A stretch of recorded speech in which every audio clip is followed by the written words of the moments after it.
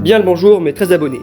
Aujourd'hui, nous continuons notre écriture dans ce scénario de fan épisode d'Azmin Hotel en quittant notre premier arc narratif déjà bien travaillé pour nous concentrer sur notre second arc, à savoir le rendez-vous entre Serah et Lucifer et Charlie à l'ambassade du paradis.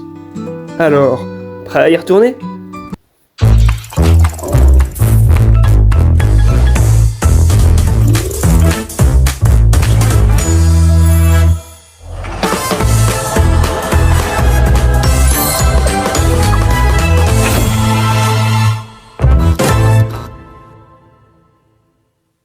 Cet arc se déroulera en 3 actes et se finira vers la moitié de l'épisode, après quoi Charlie et Lucifer rejoindront l'arc narratif de l'hôtel pour préparer le grand final de ce dernier.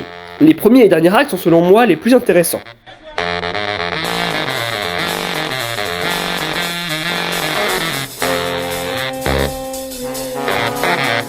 La première partie, plutôt courte mais pas moins intéressante, nous montre un Lucifer qui n'a pas spécialement envie d'aller à l'ambassade du paradis, son aversion envers les anges ayant déjà été montrée dans des épisodes précédents.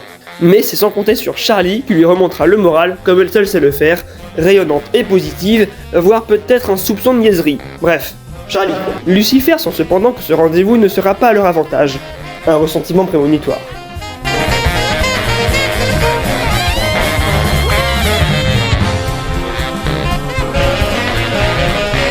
Le rendez-vous commence dans une pièce à peu près similaire à celle d'Adam dans l'épisode 1, à l'exception qu'une trappe se trouve au plafond. La tension entre Serah et Lucifer est visible, aucun d'entre eux n'a envie de voir l'autre, même si Lucifer est plus sur la défensive. Charlie essaye tant bien que mal de mettre ses différents côtés pour faire le débat le plus constructif possible.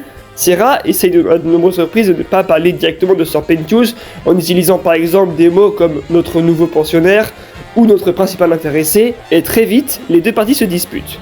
Charlie pointe du doigt la compétence et la mauvaise foi de Serah quand elle annonce qu'il n'y a pas assez de preuves, que Sir Pentious a peut-être été repenti par erreur et qu'elle préfère attendre des résultats avec d'autres clients de l'hôtel pour prendre une décision.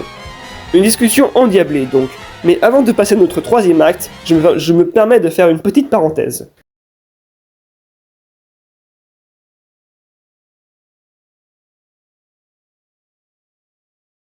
J'ai prévu de mettre 2 musiques dans cet épisode.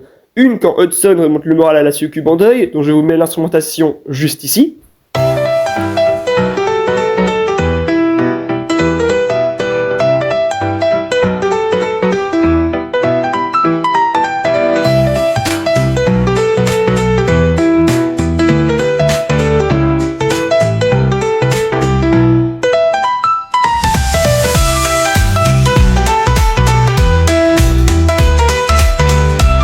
La seconde musique, quant à elle, je ne sais pas trop où la mettre. Peut-être lors du débat entre Charlie, Lucifer et Serah. Enfin bref, j'ai aussi composé un thème pour Hudson que je mettrai en fin de vidéo. Reprenons notre troisième acte.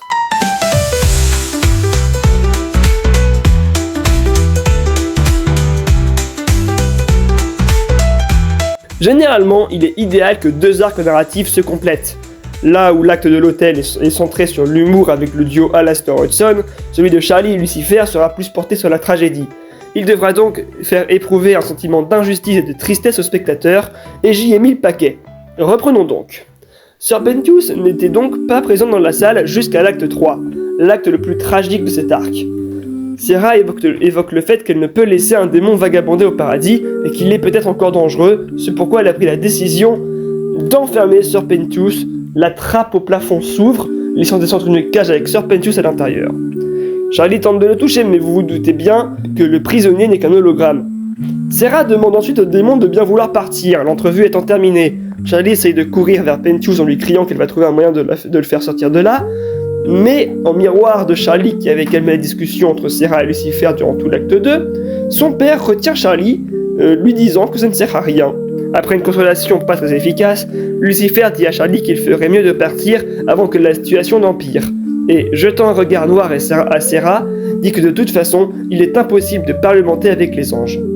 Ainsi se termine notre acte, un Sir Pentious seul et déprimé, enfermé en cage, Charlie folle de rage et de tristesse, et Lucifer essayant tant bien que mal de la consoler.